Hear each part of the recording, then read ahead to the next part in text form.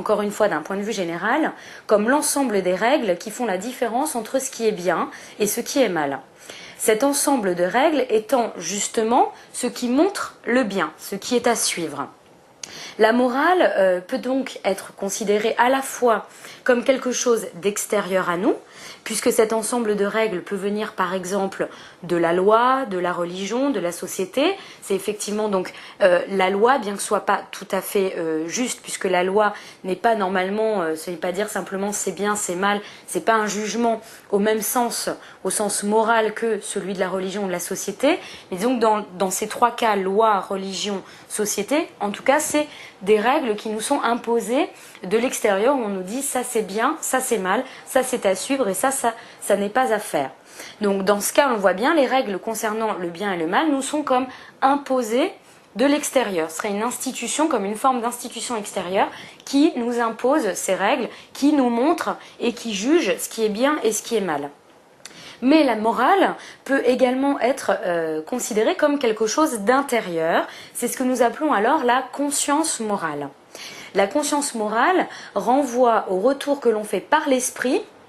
Donc ce n'est pas une conscience qui part comme ça, c'est une conscience qui revient comme la conscience réfléchie, qui revient sur soi-même et sur ses actes afin de les juger et de les examiner. Est-ce que justement là, ce que je suis en train de faire est bien ou mal ? Ici, ce n'est donc plus concrètement un ensemble de règles extérieures qui jugent si ce que l'on fait est bien ou mal, mais c'est nous-mêmes qui jugeons par l'intermédiaire de cette conscience. Toutefois, qu'est-ce qui constitue précisément cette conscience morale ? C'est ce qu'on va devoir étudier, rechercher et trouver. Est-ce que c'est justement quelque chose de purement intérieur ou est-ce que ce serait quelque chose d'extérieur qui se transformerait en une conscience morale intérieure ? Quelle est donc l'origine de cette conscience morale ? Est-ce que ça n'est pas justement ce qui nous entoure, ce qui est normalement considéré comme extérieur à nous ? On le disait tout à l'heure, par exemple la religion et la société, qui l'ont en réalité mise en nous. À ce sujet, on peut voir qu'il y a différentes manières de concevoir les choses au cours de la philosophie et même pas seulement dans la philosophie. Pour certains, la morale est acquise par, comme nous venons de le soulever, la religion, la société, mais aussi par la culture et l'éducation. Donc si elle est acquise, c'est quelque chose de l'extérieur qui vient la mettre en nous, qui nous la transmet, qui nous l'inculque. Ce serait donc là un ensemble de règles extérieures que nous approprions afin d'en faire une règle intérieure. Pour d'autres, comme par exemple Rousseau, ce que nous allons voir par la suite, la morale est au contraire quelque chose d'inné, donc quelque chose qui serait en nous dès le départ, qui serait quelque chose d'intérieur. C'est donc ce que nous allons faire là tout de suite. Nous allons étudier plus précisément ces différentes conceptions de la morale en fonction de différents auteurs et voire de différentes disciplines. Donc tout d'abord pour Freud et la psychanalyse, la conscience morale, appelée justement en psychanalyse le surmoi. Donc en psychanalyse, il y a le ça, le moi, le surmoi, mais je ne vais pas rentrer dans ce cours-là plus en détail. Je vous dis simplement que cette conscience morale, ce qu'on juge bien ou mal, est appelé en psychanalyse cette capacité ou cet élément qui permet de juger si c'est bien ou si c'est mal et qui est quelque chose d'intérieur, est appelé en psychanalyse le surmoi.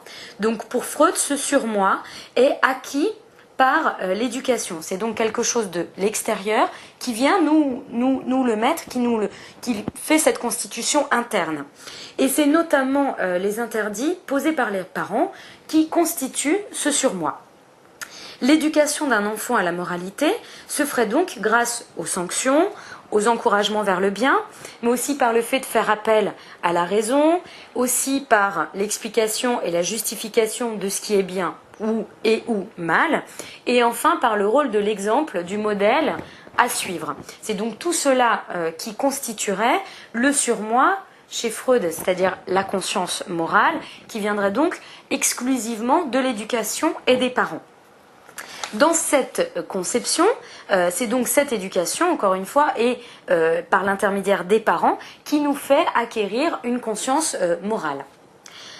En sociologie, et plus particulièrement avec le sociologue Durkheim, on voit que cette conception est un petit peu différente, puisque le sociologue Durkheim, quant à lui, nous dit quand notre conscience parle, c'est la société qui parle en nous.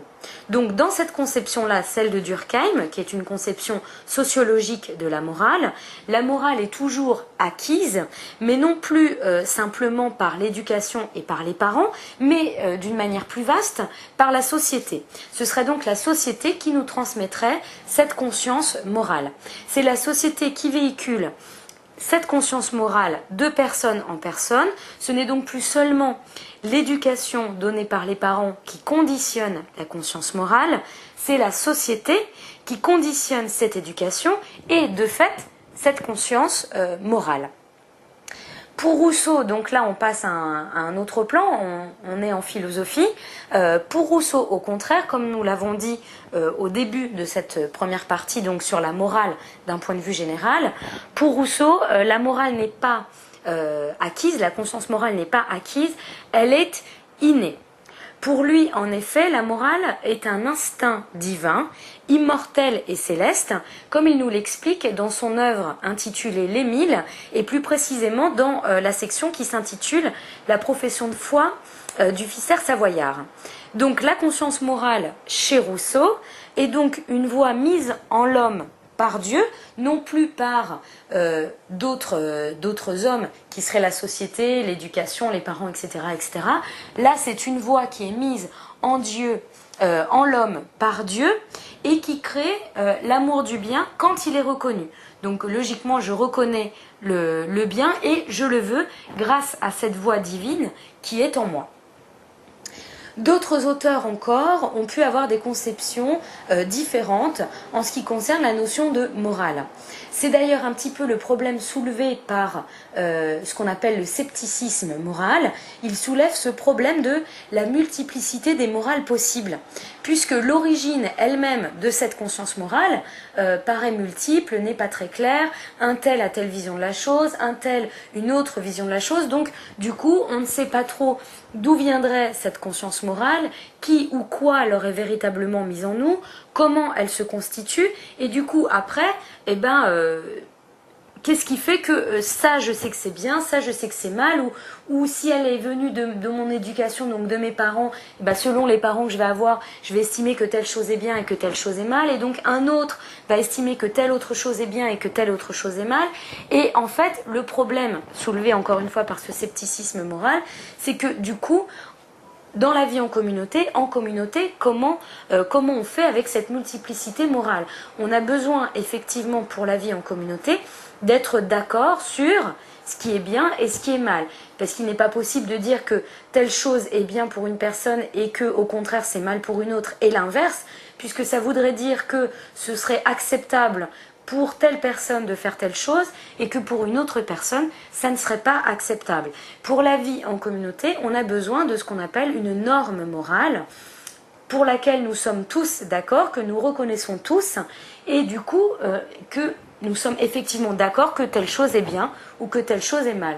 Nous avons besoin d'être d'accord pour la vie en communauté au sujet de cette norme morale.